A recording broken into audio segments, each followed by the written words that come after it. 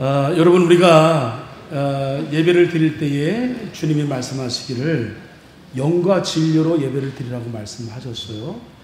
영으로 예배를 드린다고 하는 것은 우리가 갖고 있는 개인적인 경험, 또 우리의 습관, 이런 모든 것들, 또 한 주간 살면서 영향을 받았던 모든 것들, 그런 것들에 의하여 우리가 마음이 지배당하여 예배드리는 것이 아니라 하나님의 영, 성령께서 나를 이끌어 주시는 대로, 그래서 성령의 충만함을 덧입어서 우리가 은혜로 이끌어 주시는 대로 나를 맡기는 것, 그것이 영으로 예배를 드리는 것이고, 진리로 예배를 드린다고 하는 것은 오늘 강단에서 전하는 이 말씀이 바로 나를 향하여 맞춤형으로 주신 소위 레마의 말씀이다 라고 그렇게 말씀을 우리가 들어서 그 말씀을 우리가 먼저 경청하고 그 다음에 동의하고 그 다음 그 말씀을 한 주간 살면서 살아내어서 설교를 완성하겠습니다. 그렇게 내가 이 진리의 말씀을 삶으로 증명해내겠습니다 라고 하는 것이 진리로 예배를 드리는 겁니다. 그 예배를 하나님이 기쁘게 받아주신다고 했어요. 가인과 아벨이 똑같이 예배를 드렸지만 하나님 받으시는 예배는 따로 있었단 말이에요. 우리가 예배를 드려도 하나님 받으시는 예배를 드려서 하나님 찾으시는 온전한 예배자가 될 때에 예배의 성공자가 삶의 성공자가 되기도 하고 신앙의 순례의 길에 승리자, 완주자가 될 수 있는 것입니다. 오늘 이렇게 영과 진리로 예배를 드림으로 하나님 찾으시는 한 사람, 그 예배자가 되시고, 여러분 그러므로 인하여 우리가 예배를 그야말로 하나님 기뻐하시는 온전한 성공적인 예배를 드려서 예배를 통하여 여러분 삶 속에 오늘 올 한해 우리가 품고 살아가고 있는 말씀처럼 광야의 길이 나고 사막의 강물이 나는 인간의 생각과 상상으로 상상도 생각도 못했던 그런 일들이, 그런 세일의 역사가 이번 한 주간도 여러분 삶 속에 펼쳐지기를 주님의 이름으로 간절히 축원을 드립니다. 간절히 축원합니다. 계절이 바뀔 때마다 정서적 혼란을 경험하며 내가 좀 우울해진다, 우울감이 온다 라고 한다면 먼저 계절성 정동 장애인지를 한번 의심하라고 전문가가 얘기합니다.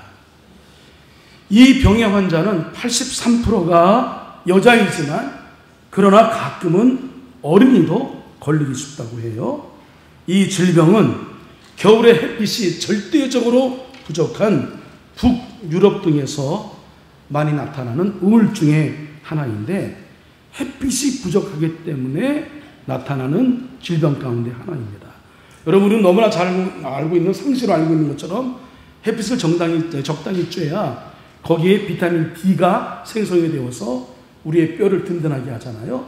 그게 부족하면 여러분 영양으로 섭취를 합니다만 가장 좋은 것은 햇빛을 쬐는 거죠. 그런데 이 햇빛이 부족하면 우리 몸속에 에너지가 부족해지고 결국에는 슬픔이나 과식이나 과수면을 일으키는 생화학적 반응을 유발한다고 합니다. 그래서 이런 게 점점 심해지게 되면 우울증이 우리 찾아오는 거죠. 계절성, 그것을 정동장애라고 얘기를 합니다. 이 햇빛이 이제 따사로울 즈음 벚꽃이 만발하죠. 근데 벚꽃이 만발할 때에 심술궂게도 비가 꼭 내려요. 그러면 아쉽게도 그 예쁜 벚꽃이, 만발했던 벚꽃이 금방 속절해서 떨어지고 맙니다. 그럴 때에 떠오르는 시기가 있습니다. 어쩔 수 없는 자연의 순리와 이치로 그렇게 떨어질 수밖에 없지만, 그러나 그것을 너무도 예쁜 마음으로 받아들이고 승한 그런 시기가 있어요. 제가 몇 차례 소개해 드렸는데 한 번 더 설교 준비하는 이 시기가 생각이 나서 여러분에게 말씀을 드리고 설교를 이어야 되겠다는 생각이 들었습니다. 아마 여러분 제가 소개하면 고개를 끄덕일 거예요. 잘 들어보시기 바랍니다. 행여 꽃잎 떨굴까 내리는 봄비 조심스럽고, 행여 미안해할까 떨어진 꽃잎 해맑게 웃고. 얼마나 여러분 저 식기 속에 상대방을 배려하는 그런 예쁜 마음, 착한 마음이 여러분 느껴지나요? 예? 보세요. 한 번 더 보여줘봐요. 꽃잎이 이제 비가 오면 떨어지잖아요. 그러면은 봄비 때문에 떨어졌다 하는 것 때문에 봄비가 어려워할까봐 꽃잎이 이 비 때문에 떨어질까봐 봄비가 소낙비처럼 내리지 아니하고 조심스럽게 내린다. 그리고 그 봄비 때문에 꽃잎이 떨어질 수밖에 없는데 어쩔 수 없이 떨어진 꽃잎이 이 봄비가 미안해할까봐 해맑게 웃는다. 이 서로를 배려하는 그런 마음이죠. 이 시인에게서 이기심에 가득 차 있는 어쩌면 우리로서는 정말 이해할 수 없는 넓은 마음, 예쁜 마음, 착한 마음이 투영이 됩니다. 그러면서 이 봄볕에 만개한 벚꽃을 보며 행복 같은 그런 마음 있잖아요. 꽃 보면 얼마나 좋아요. 여러분 사진도 많이 찍었죠. 근데 비바람에 꽃이 떨어지는 모습을 보면서는 이내 아쉬움과 허망한 마음이 들죠. 이 두 마음이 교차하는 그 마음을 느끼면서 마음속으로 그런 다짐을 해보는 겁니다. 눈에 보이는 현상에 연연해 마음 동하지 말고 마음을 잘 지키고 있어야겠다. 꽃잎 예쁘게 핀다 해서 저게 영원히 오래가는 것도 아니어서 너무 기뻐할 것도 아니고 또 꽃잎 떨어진다고 해서 그것 때문에 나무가 죽거나 그런 건 아니죠. 때가 되면 또 이제 한 해지나 또 꽃을 필 것인데 그것 때문에 너무 슬퍼하지 말고 일희일비하지 않은 마음을 지키는 게 중요하겠다 하는 생각을 가져봅니다. 봄볕은 태양에서 오잖아요. 근데 우리는 여러분 우리의 영적인 우리의 삶은 우리의 영혼은 태양이 아니라 주님으로부터 오는 빛을 받아야 주님이 빛이라고 말씀하셨죠. 주님으로부터 오는 빛을 받아야 그래서 영적인 충전을 받아야 비로소 우리 영적인 건강함을 유지할 수 있는 거죠. 왜 여러분 이 일주일에 한 번이 거룩한 주일이 중요해요? 물론 우리가 안식일을 지나 이제 이 주일은 부활주일을 우리가 기념하는 의미로 우리가 일주일에 이렇게 예배를 드립니다만 이렇게 예배를 드림으로 한 주간을 살아갈 영적 에너지를 우리가 충전을 받는 거예요. 영의 양식으로 충전을 받고 또 주님 우리에게 은총의 빛으로 다가오시는데 그 빛을 덧입어서 그 빛을 받아야 우리가 자칫 예수님 빛을 피해 마음의 그늘에 숨으면 몸마저 우울해져 그래서 이 영적인 우울증에 빠질 수 있단 말이에요. 신앙에 힘이 없어 무기력해져요. 뭔가 해보려고 하는 의지도 없고 봉사에 대한 의지도 없고 신앙에 대한 맛도 잃어버리고 그 무기력한 삶을 산단 말이에요. 허무하게 그리고 뭔가 이렇게 눌려 사는 것 같은 그런 마음을 느끼는 거죠. 그것을 가리켜서 우리는 영적 계절성 정동장애라 이렇게 말할 수가 있는 거죠. 이걸 알지 않으려면 여러분 빛이신 주님을 만나게 돼요. 할렐루야. 빛이신 주님으로부터 우리가 빛을 받아야 충전을 받아야 우리가 한 주간도 넉넉히 건강함을 유지하며 이겨낼 수 있는 줄로 믿습니다. 그러므로 우리가 그 빛을 덧입어야 되는데 오늘 제가 장황하게 계절성 정동장애를 얘기한 것은 오늘 본문의 말씀 속에 예수님의 제자들에게서도 영적인 계절성 정동장애를 앓고 있는 모습이 보여서 그렇습니다. 예수님의 부활을 목격한 마리아가 제자들에게 달려가지요. 내가 주님을 보았다 하고 주께서 자기에게 이렇게 말씀하셨다라고 하는 예수님 부활하신 것을 증언합니다. 그 부활의 소식을 전하죠. 그때 그녀는 어디서 소문을 들은 것이 아니라 바로 자신이 직접 체험한 목격한 사실을 말한 거예요. 느낌이 달라요. 그런데 사도 요한은 거기까지만 기록하고 장면을 바꾸어 버리면서 제자들이 이후로 어떤 반응을 보였는지 보도해 주지는 않습니다. 다만 다른 복음서 마가복음과 누가복음의 기록을 통해서 이후로 제자들이 어떤 반응을 보였는지를 알 수 있는데 제자들은 여전히 예수님이 십자가에 달려 돌아가신 이후로 그들이 두려워서 숨게 된 그 마음을 놓지 않았습니다. 두려움에 쌓여 있었고 그리고 부활하셨다는 그녀의 말을 믿을 수가 없었어요. 믿지도 않았습니다. 그런 상황에 놓여 있었습니다. 그런 거 보면 예수님은 당신의 그 부활을 화려한 이벤트를 만들어서 막 그 십자가 죽음 이후에 막 반전의 드라마, 역전의 드라마, 우리가 여러분 드라마 보면 기대하는 것처럼 뭐 암행어사 출두를 기대하는 것처럼 갑자기 이 앞의 이야기 전개를 반전하면서 역전하면서 선이 승리하는 것을 멋지게 보여주는 그런 모습으로 예수님 부활의 사건을 부활의 그 모습을 나타내 보이지 아니하시고 여기서 한마디 말, 저기서 한 번의 만남, 그 다음에 작고 거의 눈에 띄지 않을 만한 출현 속에서 예수님은 부활의 소식을 점점 알립니다. 귀담아 듣게 되고 그 다음에 그 사람들을 통해서 점진적으로 예수님의 부활의 소식을 이렇게 알리고 퍼져나가게 하는 거죠. 오늘 본문의 말씀 배경이 그렇습니다. 막달라 마리아는 자기 이름을 부르는 소리를 들었고 뒤에서 계시는 예수님을 보았어요. 요한과 베드로는 텅 빈 무덤을 목격했습니다. 나머지 제자들은 그 소식을 전해 들었어요. 어떤 제자들에게는 빵을 떼어주시면서 말씀하시고 어떤 제자들에게는 그물을 던져보게 하시고 또 그렇게 한 사람 한 사람씩 점진적으로 부활하신 예수님이 보여줬고 그들이 알아차리게 됩니다. 그렇게 부재와 임재가 신비롭게 교차하고 이어지면서 어느 날 제자들은 모든 것이 변해 있음을 비로소 깨닫게 됩니다. 옛날에 예수님은 지금 자기들 곁에 안 계시지만 부활하신 주님이 예수님이 그들 곁에 계심을 본 거죠. 그들이 갖고 있는 어떤 지식, 지혜, 삶의 경험 이런 눈으로는 당연히 예수님 부활하신 예수님 있을 수 없는 일이에요. 그러나 예수님은 그들의 눈을 영적인 눈을 뜨게 하시죠. 그래서 비로소 부활하신 예수님을 그들이 발견하게끔 하십니다. 그 과정이 오늘 본문의 말씀 네 장면으로 이렇게 쭉 나오게 되는데 어쩌면 이것을 부활을 대하는 우리 어떤 일반 범인의 반응과도 비슷하다 보면 됩니다. 오늘 본문의 말씀이 바로 이 장면을 보여주고 있는데 구조적인 측면에서 보면 네 장면이 나오게 되는데 그 네 장면은 서로 긴밀하게 연결되어 있습니다.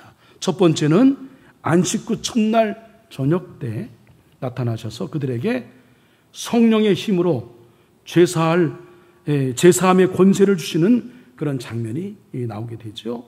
그리고 두 번째, 다른 제자들이 도마에게 우리는 주를 보았노라 했을 때에 도마가 내가 그의 손에 못자국을 내 손가락으로 그 못자국을 넣으며 내 손을 그 옆구리에 넣어보지 않고는 믿지 않겠다 하는 장면이 나오게 됩니다. 세 번째로 여드레 후에 예수님 다시 나타나셔서 내 손가락을 이리 내밀어 내 손을 보고 내 손을 내밀어 내 옆구리에 넣어보라. 그리하여 믿음 없는 자가 되지 말고 믿는 자가 되라. 이렇게 말씀하셨을 때에 도마가 뭐라고 얘기해요? 나의 주님, 나의 하나님이십니다 라고 하는 멋진 신앙 고백을 하는 장면이 나오게 됩니다. 그 다음에 마지막으로 네 번째, 오직 이것을 기록하면 너희로 예수께서 하나님의 아들 그리스도이심을 믿게 하려 하며 또 너희로 믿고 그 이름을 힘입어 생명을 얻게 하려 함이니, 다시 말씀드려서 십자가와 부활 신앙을 확고히 하기 위해서 이 글을 쓴다. 이게 요한복음의 결론이자 기록 목적인 것을 밝히는 장면, 이렇게 네 구조적인 단계로 되고 있습니다. 우리가 여기서 우선 주목해야 할 것은 본문의 내용 전체를 통해서 사도 요한이 강조하고자 하는 것이 뭐냐면, 십자가에 못 박히신 예수님, 그분과 다시 부활하신 예수님이 동일한 인물이다. 똑같은 분이다. 이것을 그들에게 알려주기 위하여 이제 이 말씀을 그런 목적성을 갖고 전개해 나갑니다. 그 근거가 되는 말씀이 19절과 20절 말씀에 너희에게 평강이 있을지어다 하시며 손과 옆구리를 보여주는 장면이 나오게 되죠. 그리고 예수님 도마에게 내 손가락을 이미 내밀어 내 손을 보고 내 손을 내밀어 내 옆구리에 넣어보라 하시면서 이제 그 장면이 나오게 되는데, 십자가에 못 박히신 예수님과 부활하신 예수님이 동일한 인물이라는 점을 강조하고 있는 겁니다. 그리고 그러한 사실은 제자들에게 기쁨이 되었고 도마에게는 신앙의 확신을 주게 된 거죠. 예? 십자가 예수님이 죽으셨다, 다시 사셨다. 아, 정말 예수님이 하나님의 아들이 맞았구나. 십자가에 진 예수님 때문에 우리가 실망하여 각자 각 고향으로 흩어져서 더 이상 희망을 품지 않은 우리의 모습이 부끄러웠구나 라고 하는 것을 그들이 깨닫게 되었고, 그 중에 대표적으로 매우 이성적인 사고를 하고 합리적 사고라는 그런 도마가 대표로, 이후에 또 이 부활의 사건에 대해서 도마와 같은 많은 유형의 사람들이 이 부활의 사건을 이렇게 의심할 수 있으니 도마가 대표가 되어서 이 부활의 사건을 의심함으로 예수님이 부활하신 것을 그들에게 확실하게 보여주었고, 그 신앙의 확신을 갖게 되었다. 동시에 요한은 부활하신 예수님의 몸과 부활하신 이전의 예수님의 몸이 다르다는 점도 강조하셨습니다. 예컨대 다음과 같습니다. 이날 곧 안식 후 첫날 저녁 때에 제자들이 유대인들을 두려워하여 모인 곳에 문을 닫았더니 예수께서 오사 가운데 서서 이르시되 너희에게 평강이 있을지어다. 19절 말씀이죠. 자, 26절 말씀 여러분 읽습니다. 시작.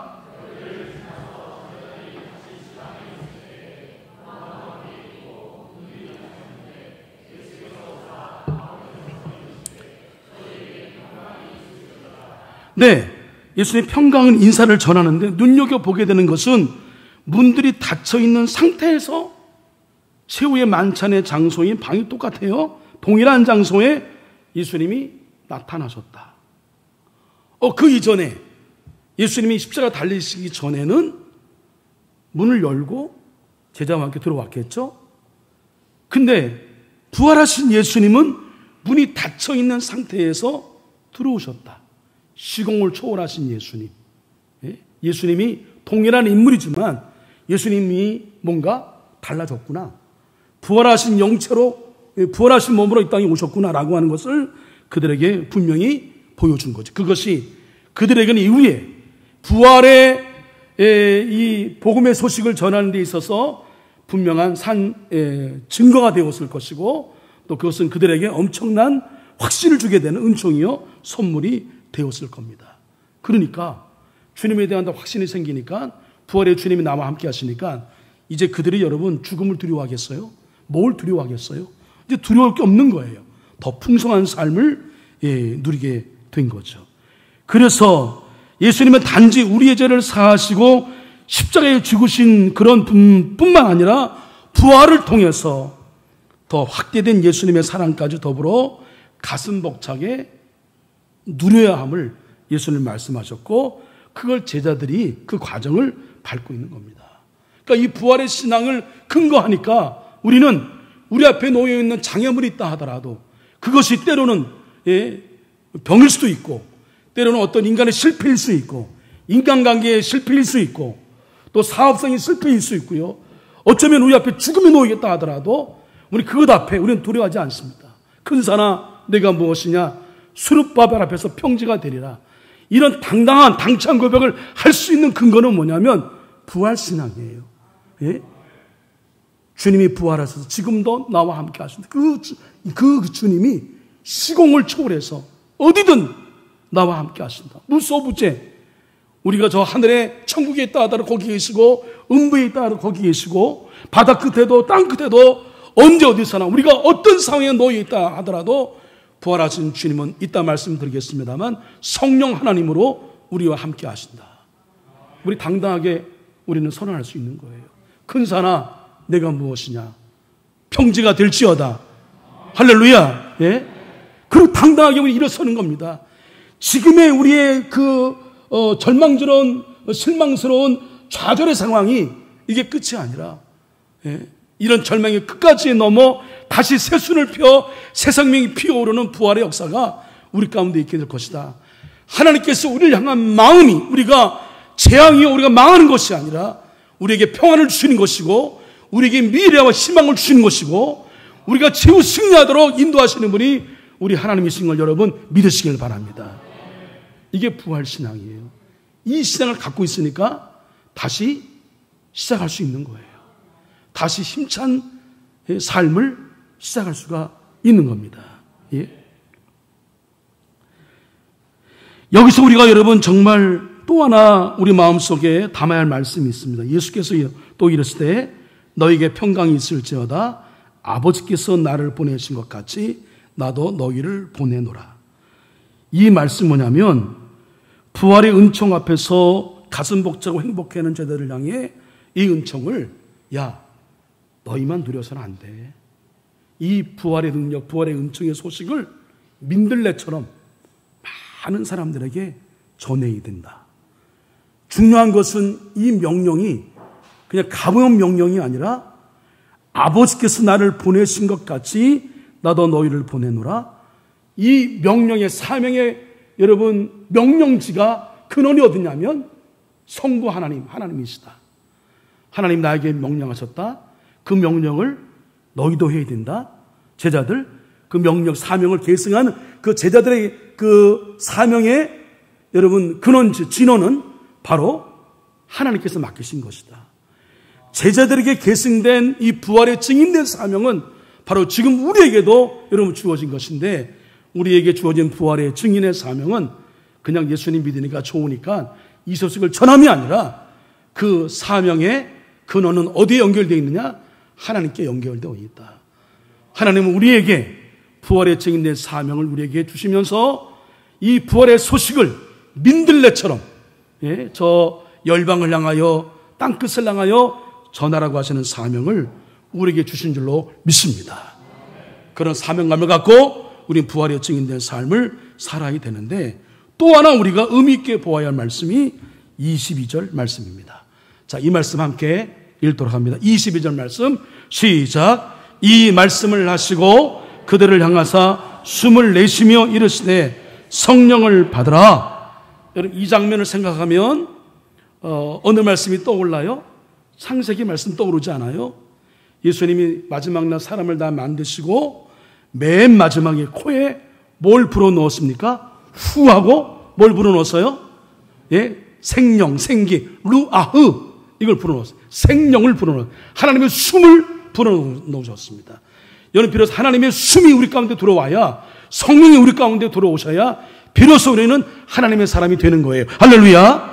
진정한 성도가 되는 거죠. 이 말씀은 에스겔 37장 9절 말씀 함께 선포합니다. 시작. 생기야 사방에서부터 와서 이 죽음을 당한 자에게 불어서 살아나게 하라. 할렐루야.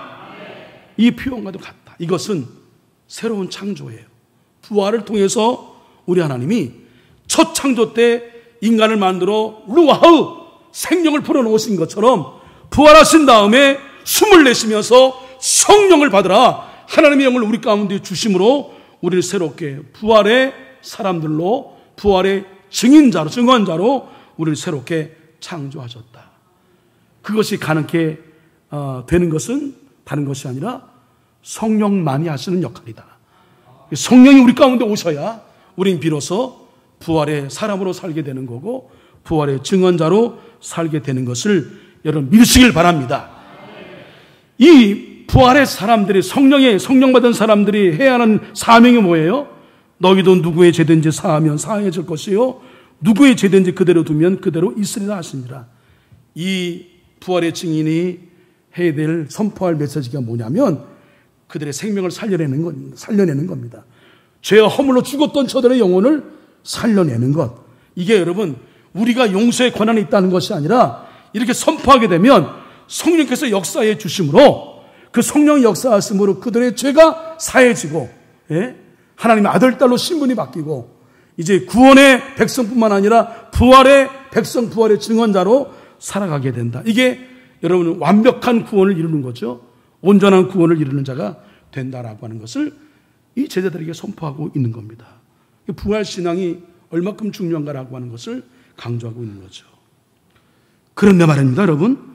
우리 이 사명을 받는 자리에 두고두고 회자되는 도마의 의심을 우리는 보게 됩니다.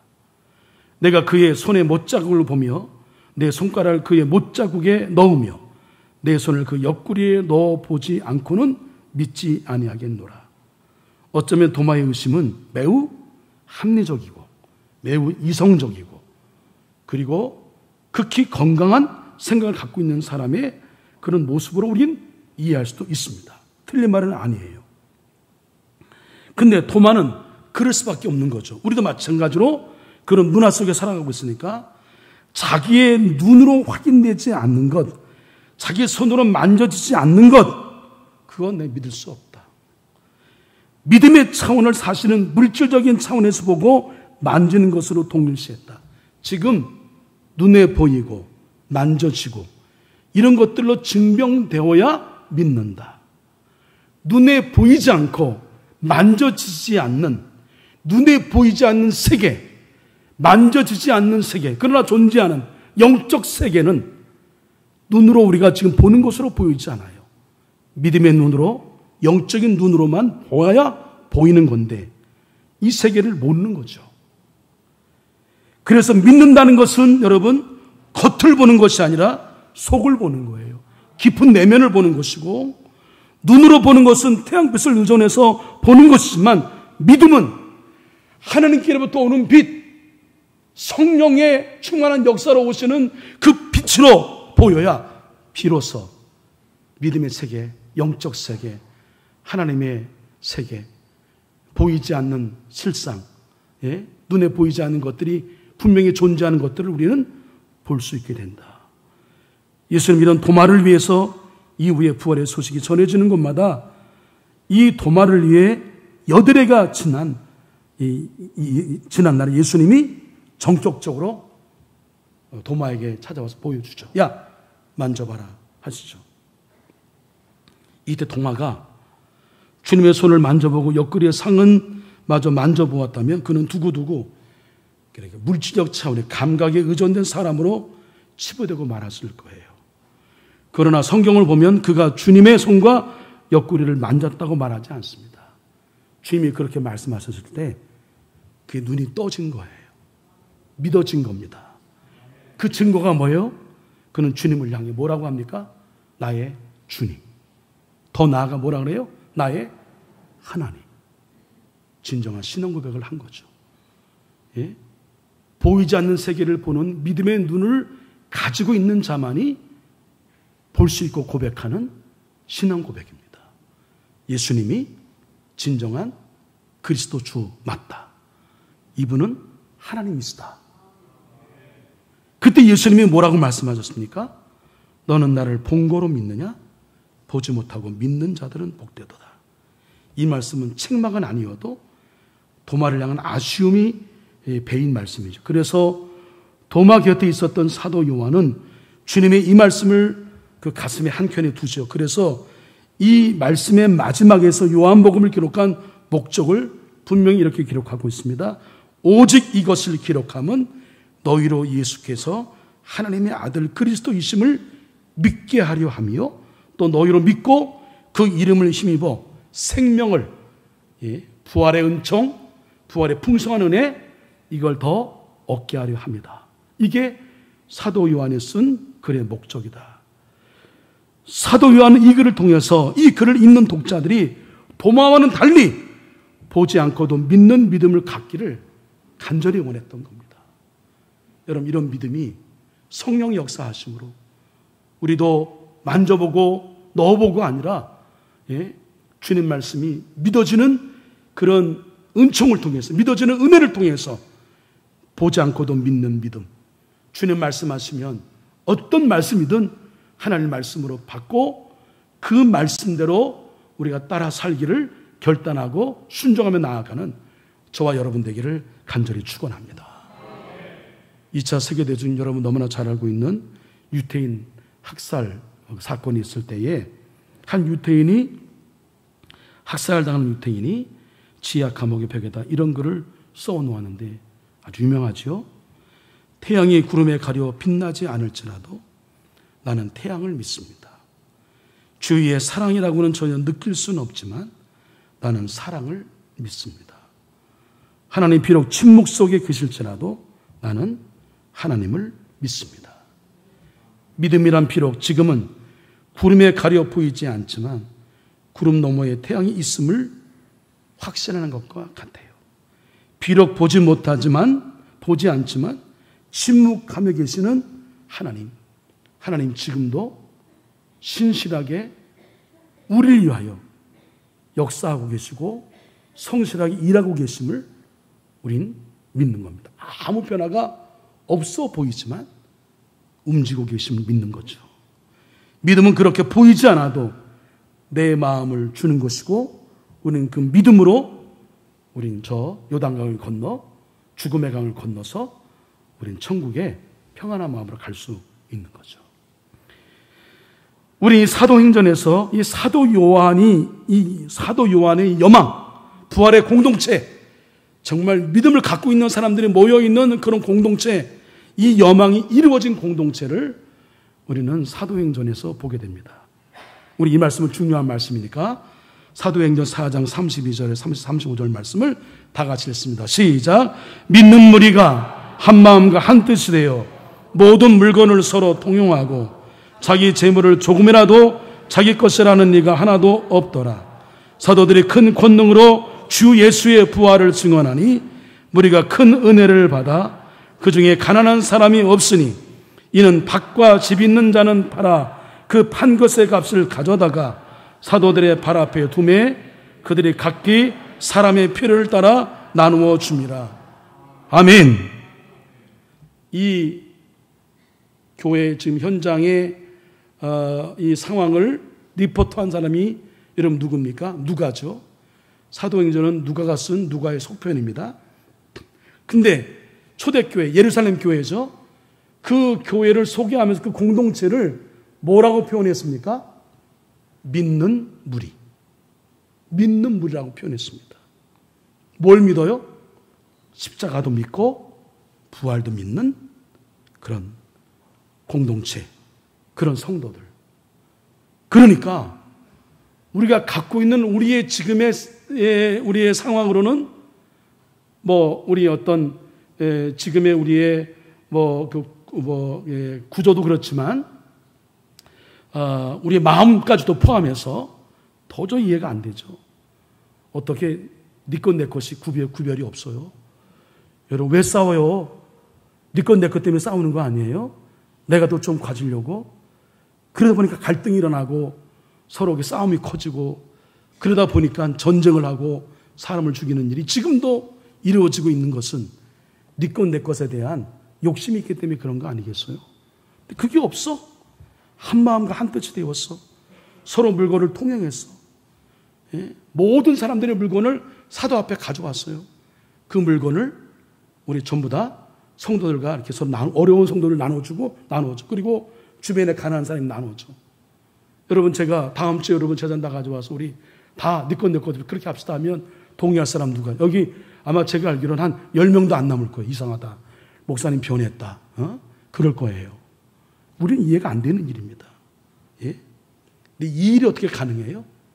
믿었기 때문에. 뭘 믿어요? 십자가와 부활을 믿었기 때문에. 예?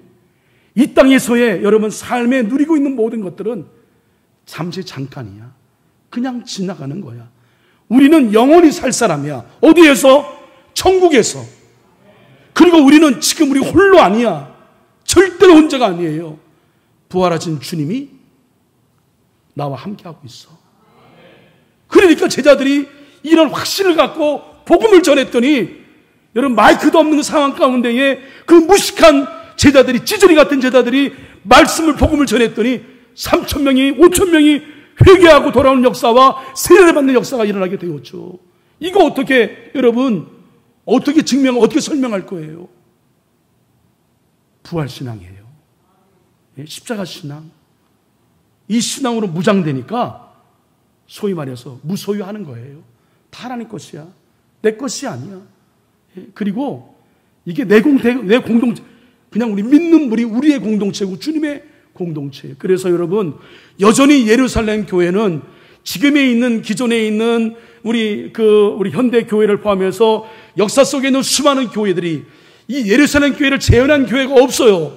그래서 이 교회를 향하여 가장 오래된 새 교회, 가장 먼저 최초로 지어진, 최초로 개척된 그런 교회이지만, 그러나 가장 모범적인 교회, 하나님이 원하시는 교회, 주님의 설교들을 완성한 교회, 사도 요한의 여망을 실현한 교회, 그래서 새 교회예요. 여전히 모델과 목표가 되는 교회다. 얼마나 멋있어요. 우리는 오늘 나눔 장터를 합니다. 여성의 기금 마련을 위해서. 이거는 여러분 아무것도 아니야. 그냥 자신이 갖고 있는 집이고 뭐고 그냥 재산이고 무슨 뭐 주식이고 뭐 회사 경리 다 사도발 앞에 가져왔어요. 그렇게 비슷하게 실현한 교회가 미국의 세비어 처치죠. 그 교회는 전 세계에 영향을 주고 있습니다. 엄청난 일 많이 하고 있어요. 그게 가능한 것은 여러분 신앙이에요. 신앙. 십자가 신앙과 부활 신앙이에요. 예?